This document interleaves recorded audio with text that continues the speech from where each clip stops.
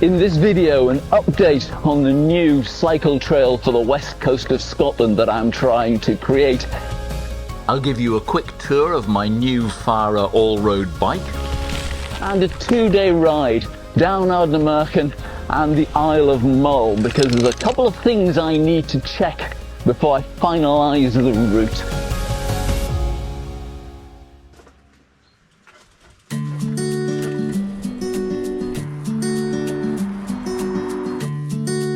That is Loch Sunart, and we are going to ride its full length today. My goal is to create a west coast alternative to the North Coast 500 that only cyclists can do, because it involves off-road gravel and turn-up-and-go ferries, one of which doesn't even take vehicles.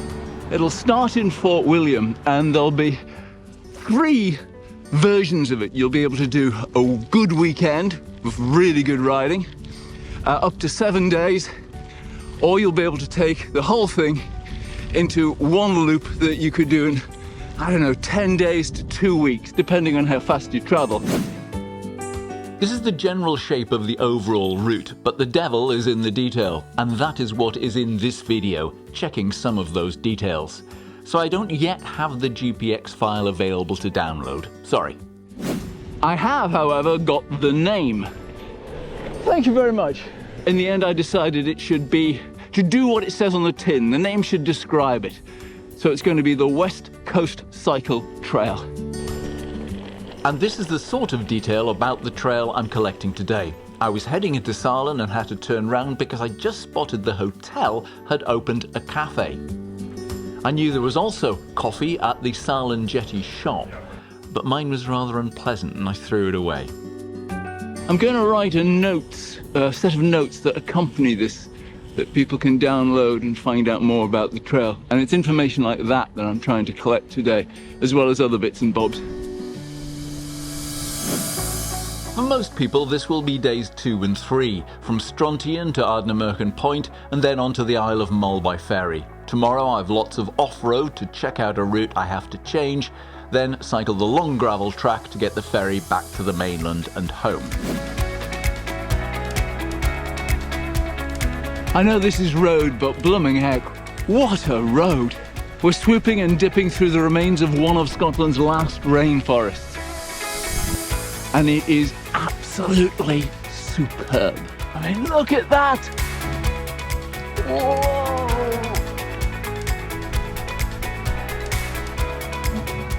It was just the other side of this hill that I met Don. It's yourself! It is indeed. Always another adventure. Hello. Who are you? I was thinking about you. Were you? Yeah, I was not cursing me, were you? No, I was wondering, I wonder if I'll bump into him. I watched one of your videos for planning this. Okay. But I didn't do the gravel route that you also suggest. It's a bit northern, right? Yeah, actually I met 2 people who are doing that today, and it's not the best because it's been heavy rain. There's going to be a lot of... you wouldn't want to do it with that. A lot of carrying. No. See ya. Cheers. It's great when that happens.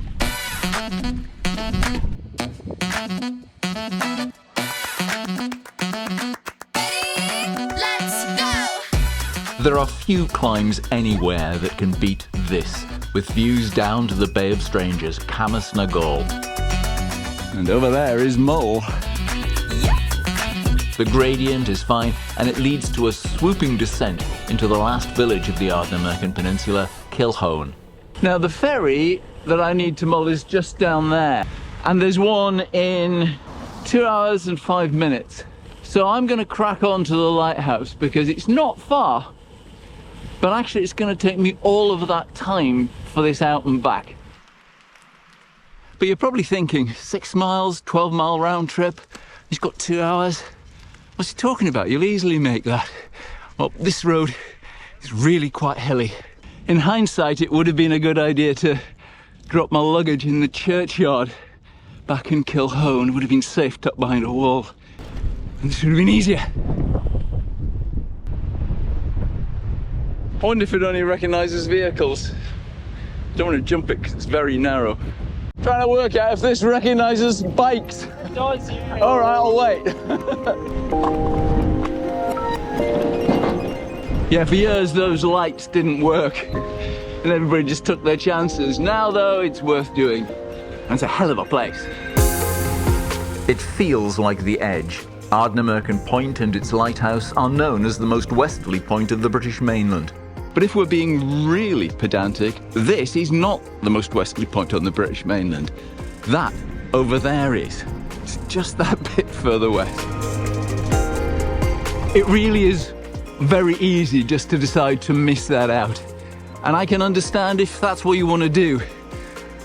But having been there, having experienced that, I don't know, that sense of place, I do think it's worth doing. Back with time to check out a tiny new cafe with excellent coffee and hot rolls. Should have actually filmed inside, sorry I didn't. Anyway, I've got a ferry to catch.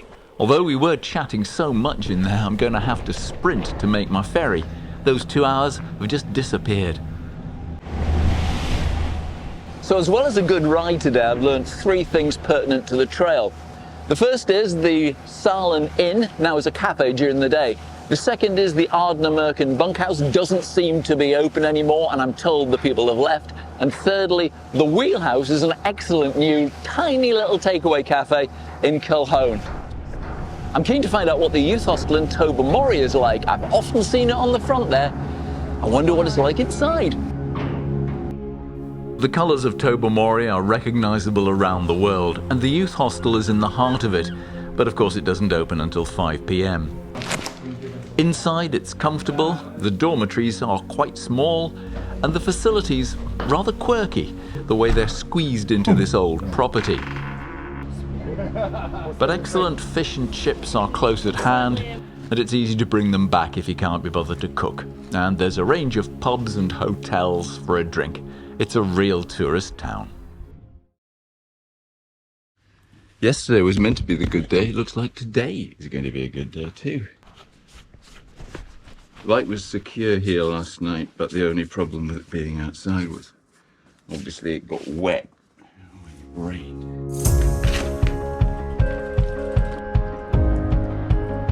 Well, the only problem with staying in Tobermory is the next day we'll start hard, because any way out is a steep uphill. Unlike yesterday, most of today will be off-road, and pretty quickly we're onto forestry cycle tracks to make a big curve onto the north coast of Mull.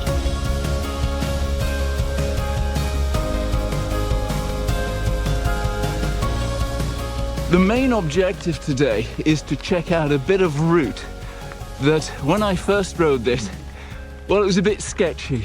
And I was thinking that's not really where you'd want to go with a fully loaded bike. I found an alternative that I haven't ridden, so that's what I have to do today.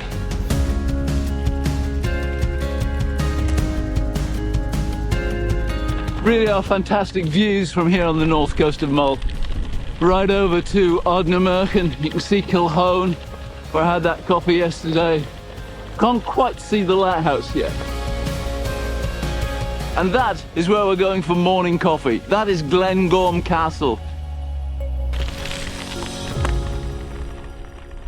The bit coming up now is the bit where I'm slightly uncertain. I remember last time it took a while to work out where to go. Yeah, now I went down here. I would not want to send anybody down through here. The ferns are all grown, brambles are out, rip your legs to bits, and it just wouldn't be comfortable. And getting out the other side would be quite bad. So let's see if I found a better alternative. We're about to come to the road, and that is definitely the better way to go. Happy with that. It's a shame, really. Bit annoying too, that what was clearly the right way, because it's marked on the maps as a cycle track, has just been kind of allowed to get overgrown, and it almost looked like it was going to peter out. But at least I now know which way the route is going to go. Glengorm Castle is in a superb location. You can stay here with rooms from £350 a night, but there can be minimum stays at certain times. And it does look like it is open. The Castle Cafe is one of my favourite stops on the whole island, especially early in the day for a breakfast, or in my case, second breakfast. With the sun out, this might be a good place to talk about the bike. I was lucky enough to be sent a demo bike that was going on a round of journalists to review.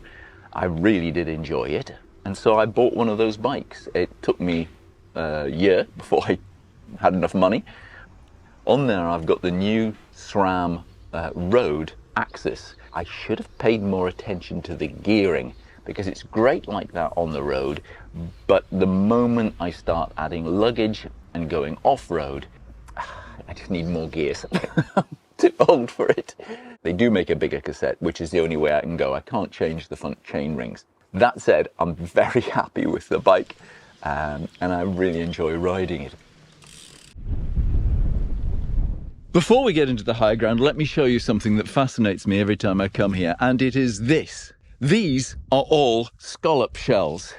I really do not know how they got here, but I have a sneaking suspicion they were probably dredged out of the Sound of Mull or somewhere around the Isle of Mull. And dredging for scallops, well, in my view, it should be banned because it is incredibly destructive. In fact, it might be banned and I just haven't caught up yet. But if you stop and think that each of these was a living animal, this is like a mass graveyard.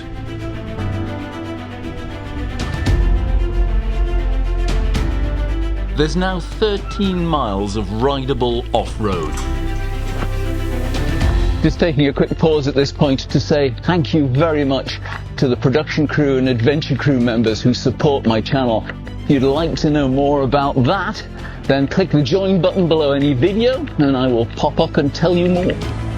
We head up into a wilder part of Mull with excellent views to the hills further south.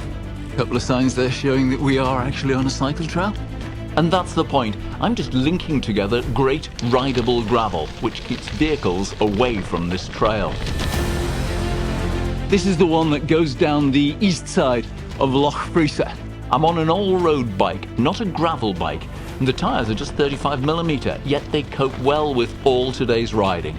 They'd be fine for the long weekend and the 7-day version of the West Coast Cycle Trail. Not at all sure about this. And I'm still exploring new sections. That was all right. It looks like it's taken us onto a decent track, and there are new signs.